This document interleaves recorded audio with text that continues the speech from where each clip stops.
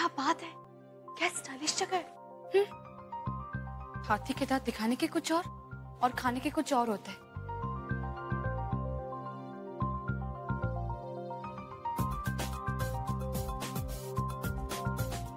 Please. ज्यादा gentleman बनने का नाटक मत करो, हम खुद बैठ सकते हैं।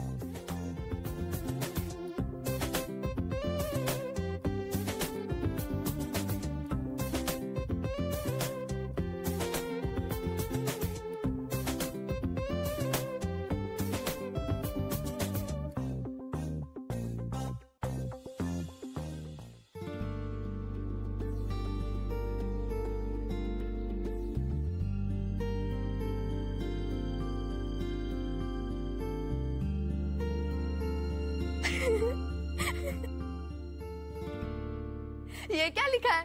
मोमो।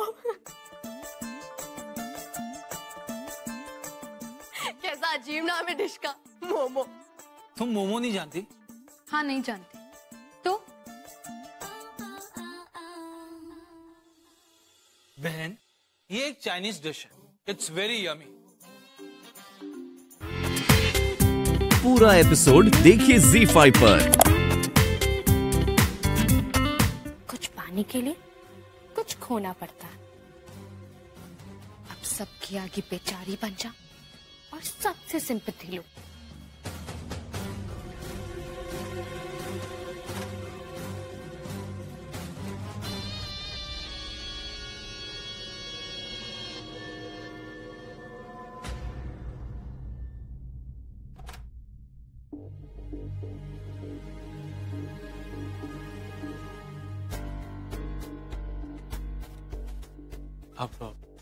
अब कैसे हो चारू?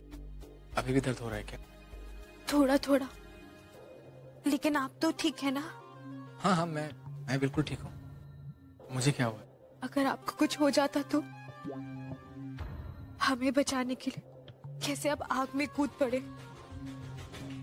मयंक जी, हम आपका ये एहसान कभी नहीं भूल पाएंगे। अरे नहीं नहीं, तुम बैठी रहो, आराम करो। मयंक जी,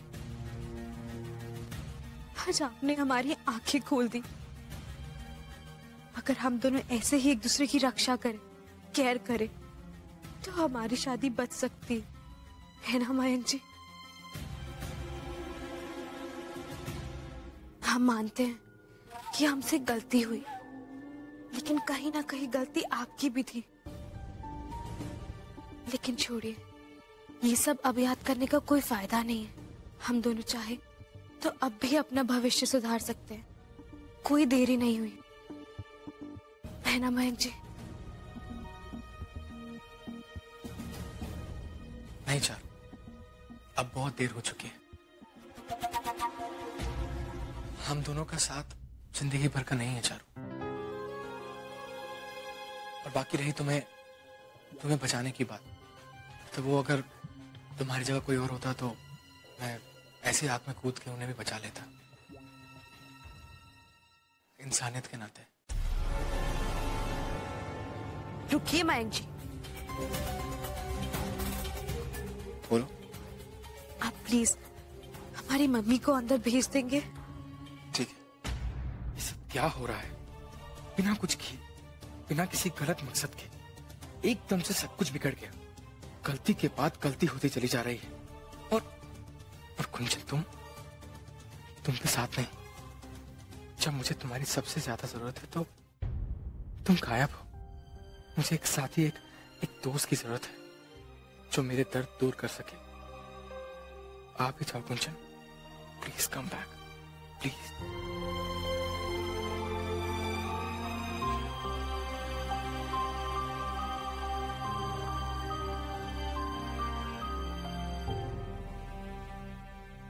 ये सब कुछ कैसे हो गया मयंक? चारू कैसी है? ठीक है क्या? हाँ कुंजन, चारू बिल्कुल ठीक है, nothing to worry. Thank God. मुझे चारू की बहुत फिक्र हो रही थी, लेकिन ये सब कुछ हुआ कैसे? नथिंग कुंजन, वो चारू है ना, वो मयंक गर्ग कौन है?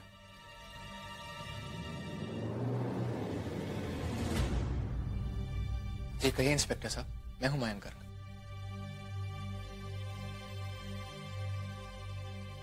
You are under arrest. You are under arrest. You are under arrest. You are under arrest.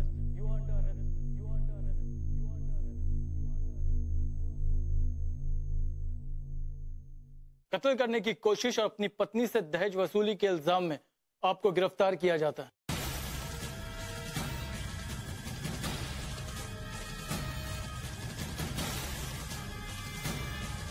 किस झूठ के बारे में बोल रहे हैं मयंक जी आप? हमने कोई झूठ नहीं बोला। हमने आपसे क्या किसी से कभी कोई झूठ नहीं बोला। हम बिल्कुल सच कह रहे हैं।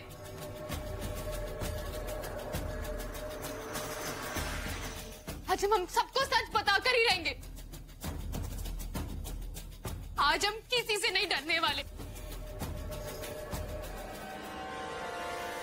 इंस्पेक्टर साहब, आज हम आपको सब कुछ सच सच बताएंगे। शादी के पहले दिन से ये सब हमें दहेज के लिए परेशान करते हैं।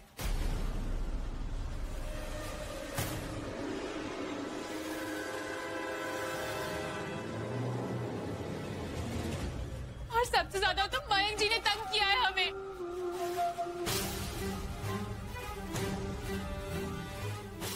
इन्होंने हमसे शादी सिर्फ पैसों के लिए की है और इनका चक्कर इस गुंजन से चल रहा है।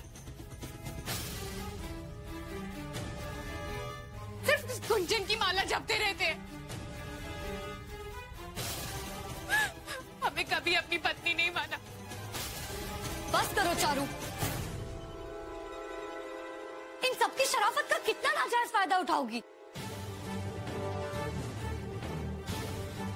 झूठ की भी एक हद होती है। चारू बेटा, जरा ठंडे दिमाग से काम लो। हम जानते हैं कि पिछले कुछ दिनों से तुम बहुत परेशान हो, लेकिन इसका ये मतलब नहीं है बेटा कि तुम कुछ भी बोलोगी। हम सब संभाल लेंगे, सब ठीक कर देंगे बेटा। बस तुम अपना बयान वापस ले लो और कह दो कि ये सब झूठ है। नहीं मां, ये ऐसे नहीं बोलेगी। बोलो चारू। नहीं पापा। बोलो सच क्या है? पापा हमें बचाइए। Tell me the truth, come on. पापा बचाइए। ये क्या कर रहे हैं मुझसे मयंक? छोड़िए उन्हें। देखा आपने इंस्पेक्टर साहब, अगर ये हमारे सामने ऐसा कर सकते हैं तो जरा सोचिए कि हमारे पीठ पीछे ये हमारी बेटी के साथ क्या क्या करते होंगे। समधन जी,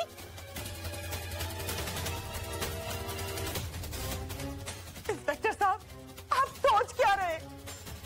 गिरफ्तार कर लीजिए इसे।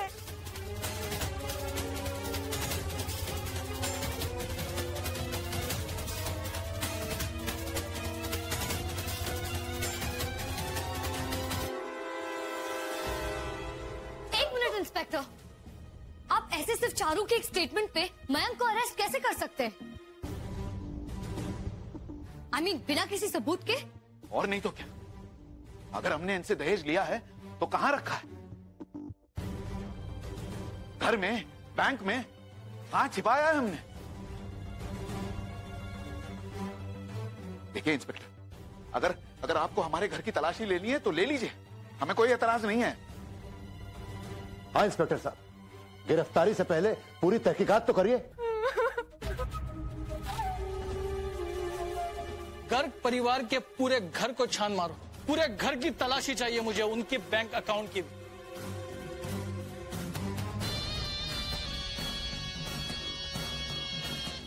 चलिए आप भी आइए।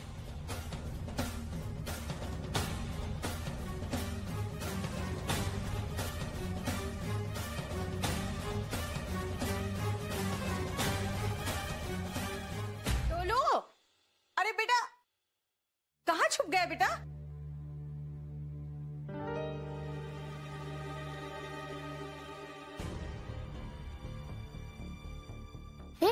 ताई जी का बैग पकड़ लिया। चलो बेटा, खाना खा लो। चलो। बुआ जी एक मिनट तो रुकिए ना। देखिए ताई जी का बैग नीचे पड़ा हुआ था, अगर हो जाता तो इसे अलमारी में रख कर आते हैं। जा,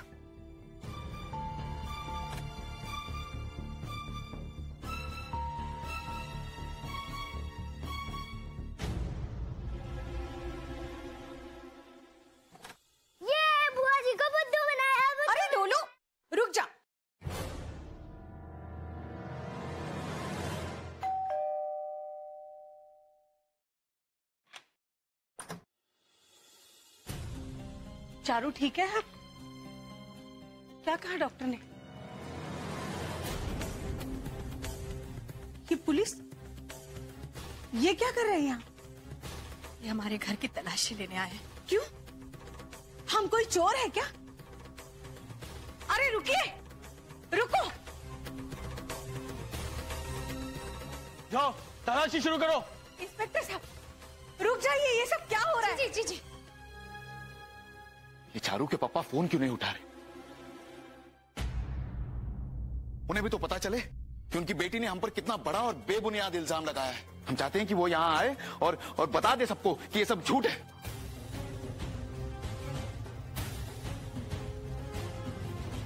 अरे छोड़िए ना भाई साहब, तलाशी में कुछ मिलने वाला नहीं है। अभी दूध का दूध और पानी का पानी हो ही जाता है।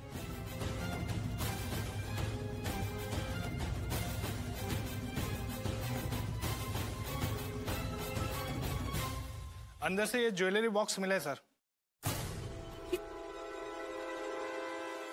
ये ज्वेलरी आप अपने पास रख लेंगे? ये ज्वेलरी आप अपने लॉकर में रख लेंगे? हम मम्मी से कहेंगे, वो आकर ले जाएंगे।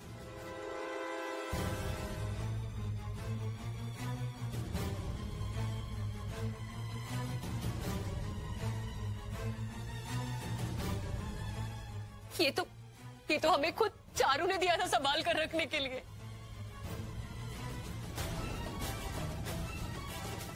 वो आपको क्यों रखने देगी बहन जी? क्या उसके पास अलमारी नहीं थी? या फिर वो 2 साल की बच्ची है जो अपनी चीजों को संभाल के नहीं रख सकती?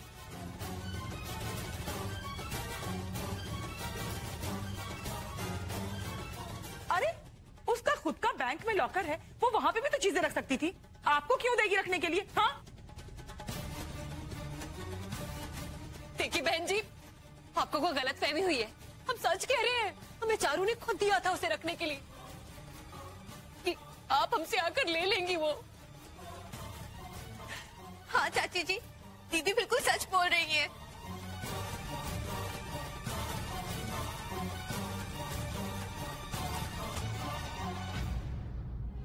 सर, ये सूटकेस नहीं खुल रहा है, लॉक है, वरना तोड़ना पड़ेगा।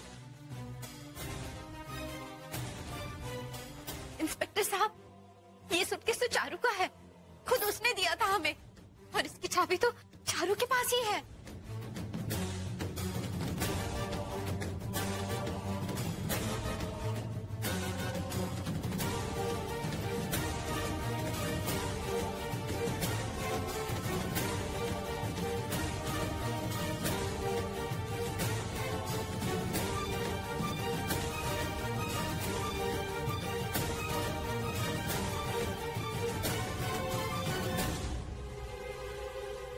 पूरी तरह से चेक करो।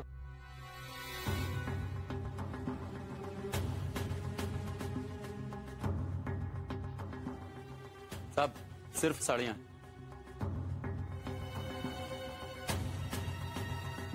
हाय राम, ये तो हमारी चारू के कपड़े हैं।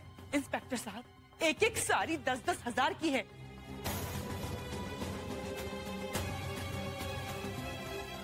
तो संगीता, ये तुमने हत्या के रखी हुई थी?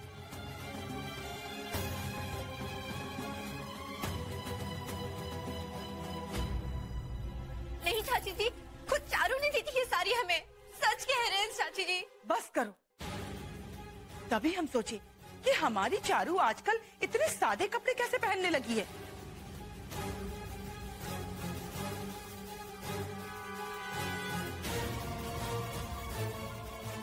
खड़े खड़े देख क्या रहे हो? जाओ जाके एक एक कमरे की तलाशी लो। जाओ सब लोग।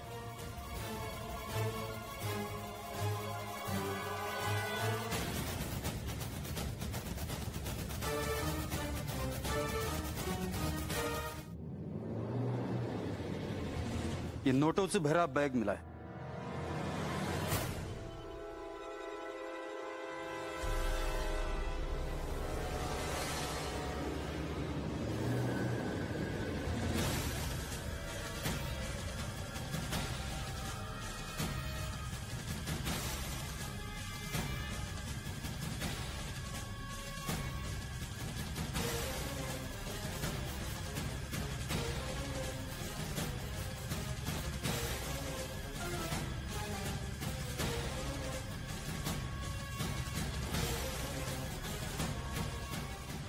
बैग तो शैल के कमरे में था, दोनों ने अलमारी में रखा था।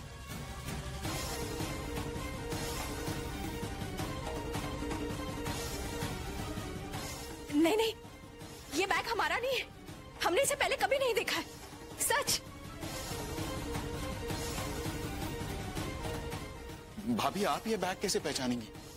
ये बैग तो हम आज ही लाए हैं। हमने आपकी अलमारी में इसलिए रखा था क्योंकि सीमा को हमारी अलमारी की चाबी नहीं मिल रही थी।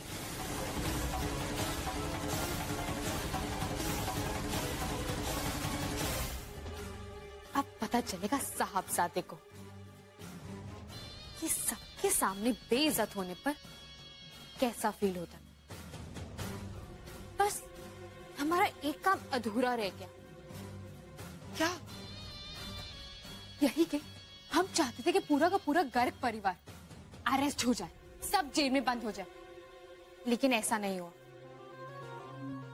चलो कोई बात नहीं, कम से कम मयंक जी के मम्मी पापा तो अरेस्ट हो गए अपने लाडले बेटे के साथ। हाँ, लेकिन वो सब तो ठीक है चारू, लेकिन तुमने आगे का सोचा है या नहीं?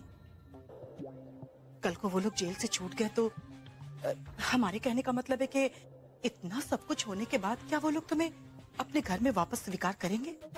उन्हें करना पड़ेगा मम्मा। और सबसे पहली बात तो ये है कि डाउरी केस से बचना इतना आसान नहीं। आप चिंता मत कीजिए मम्मा, हमने अपना होमवर्क बहुत अच्छे से किया।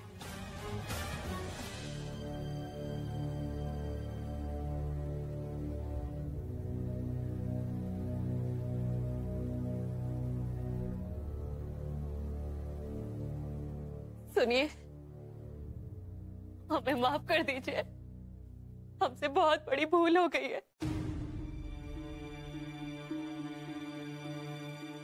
हम उस चारू की चिकनी चुपड़ी बातों में आ गए। उसने हमसे जो कहा हम करते चले गए। हमें माफ कर दीजिए आप। अब इन सब बातों का कोई फायदा नहीं है। जितनी बेइज्जती होनी थी ना, सब हो चुकी है। इसलिए प्लीज ये माफी मांगने से कुछ नहीं होने वाला। नहीं बेटा, तुम तो ऐसा मत कहो। हम तुम्हारी माँ हैं और कोई भी माँ अपने बच्चे का बुरा नहीं सोचती। तुम ही बताओ, दुनिया में ऐसी कौन सी माँ है जो ये चाहेगी कि उसका बच्चा हवालात में जाए? हाँ, लेकिन ऐसा हुआ ना जाने क्यों आज मुझे आपको अपनी माँ बोलते हुए शर्म आ रही। आप अपने बेटे की बर्बादी का कुआं खोदते हुए आपको क्या लगा आपको? मयंक, ये सब बातें अब रहने दो। नहीं पापा, माँ को पता लगने दीजिए कि उन्होंने मेरी जिंदगी बर्बाद कर दी है, उसके टुकड़े टुकड़े कर दिए।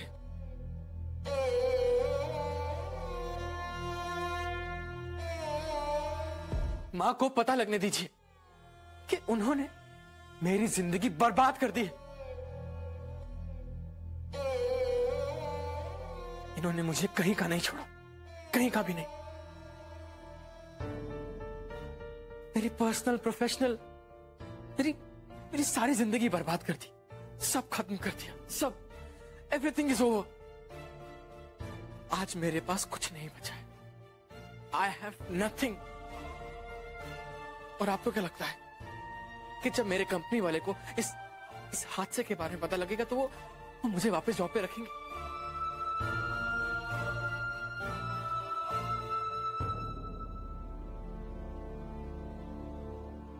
भयंकर, तुमसे कोई मिलने आया है।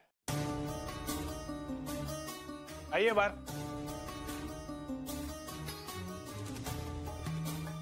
आइए।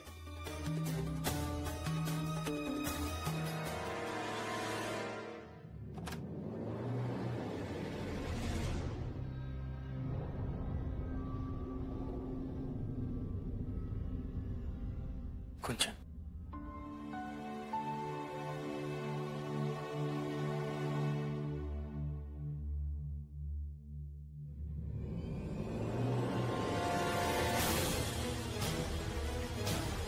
जमानत मुमकिन नहीं है। सारे के सारे इल्जाम बेबुनियाद हैं, झूठे हैं। हमारे यहाँ बेटी और बहू एक समान है, और कानून भी किस लड़की की बात पर यकीन कर रहा है जिसने होली में सरेआम हमारी बेटी के चेहरे को खराब करने की चाल चली थी।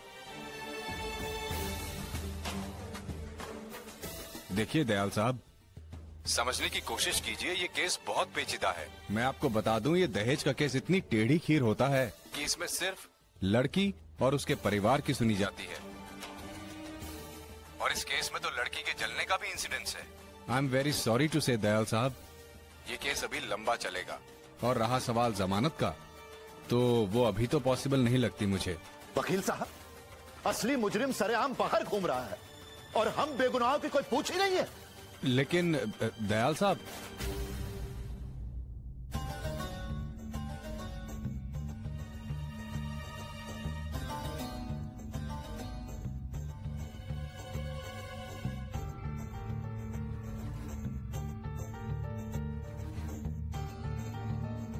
दयाल, कुछ बताओ तो सही, क्या हुआ? क्या कहेंगे? बताइए भी, कुछ हो सकता है कि नहीं? वकील का कहना है कि ऐसे केसेस में जमानत मिलने में बहुत मुश्किल होती है।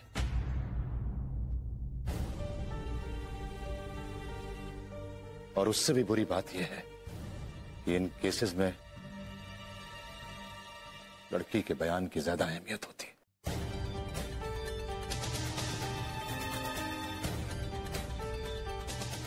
हमारा पलड़ा बहुत कमजोर है।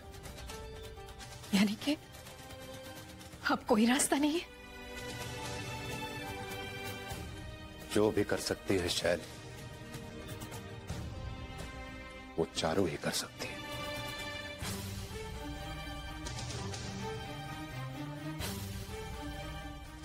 चारू? कैसे भाई साहब? अगर वो अपनी शिकायत वापस ले ले तो प्रभु, सीमा और मयंक छूट सकते।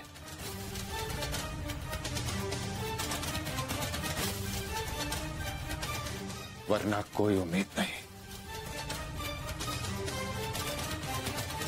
वो तो होने से रहा भाई साहब। सुबह से उनके घर वालों को फोन किए जा रहे हैं, लेकिन कोई जवाब ही नहीं। यहां तक कि संगीता उनके घर तक मिलने भी गई, लेकिन बाहर कोई मिलने तक नहीं आया।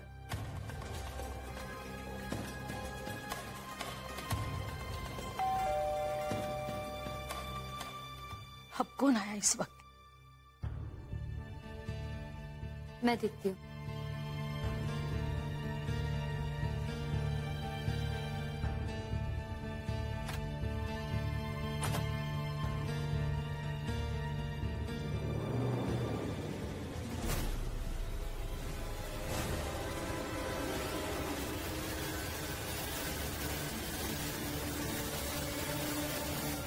तुम?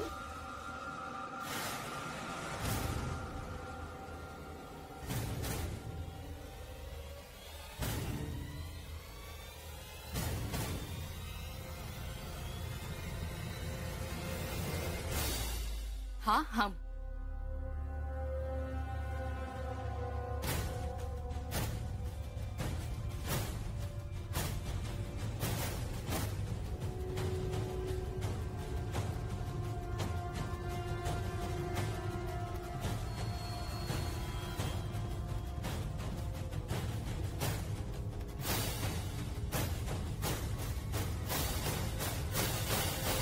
कि अगर हम आपको कुछ बताएंगे तो आप बिल्कुल सहन नहीं कर पाएंगे कि आपकी लाडली बेटी के साथ ऐसा सलूक हो रहा था।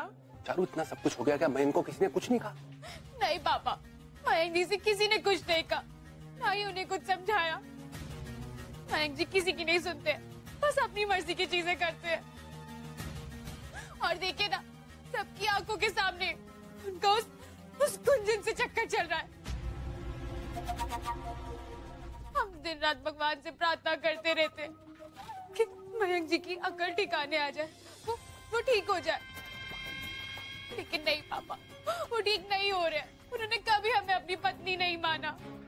और ये देखिए, उन लोगों ने हमारे साथ क्या किया।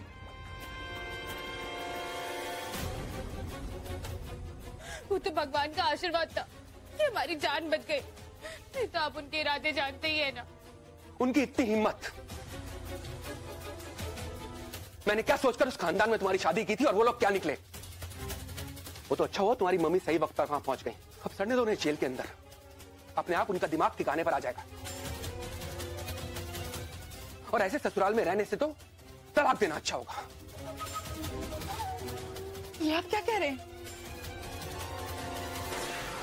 शादी को अभी 1 साल नहीं हुआ और बेटी को तलाक हो गया। सोचिए कि लोग क्या कहेंगे, क्या सोचेंगे हमारे बारे में। हमारा तो कहना है कि उस लड़की को उस घर से निकलवा दीजिए, सारी मुसीबत की जड़ ही निकल जाएगी। हमें पूरा यकीन है कि इतना सब कुछ होने के बाद उसे लोग उस घर में रहने नहीं देंगे, निकाल देंगे उसे। हमारी मानिए, कुछ भी कीजिए, अपनी पूरी ताकत लगा दीजिए, लेकिन इसके सास ससुर और मयंक की जमानत मत होने दीजिएगा। तब देखिएगा कैसे ऊंट पहाड़ के नीचे आएगा। ठीक है, ये भी कर देख ले। और अब हमने ठान लिया है कि जब तक इसके ससुराल वाले हमारे सामने आकर अपनी नाक ना रगड़ लेना, तब तक हम ये केस वापस नहीं लेंगे।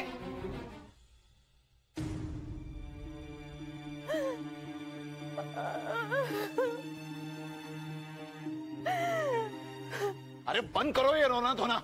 अब पहले ही हम कम परेशान हैं, तो तुम्हारा ये रोना भी सुने। क्या है ये? क्यों चिल्ला रहे हो सब? सॉरी।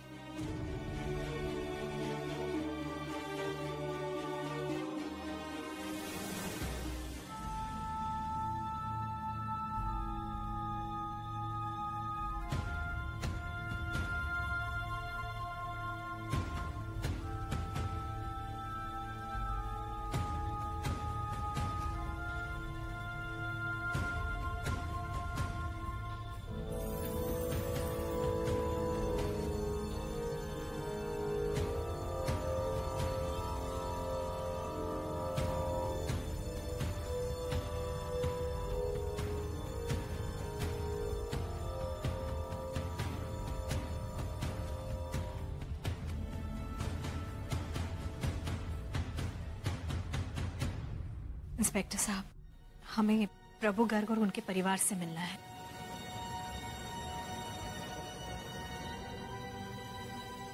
जाइए, मिल लीजिए।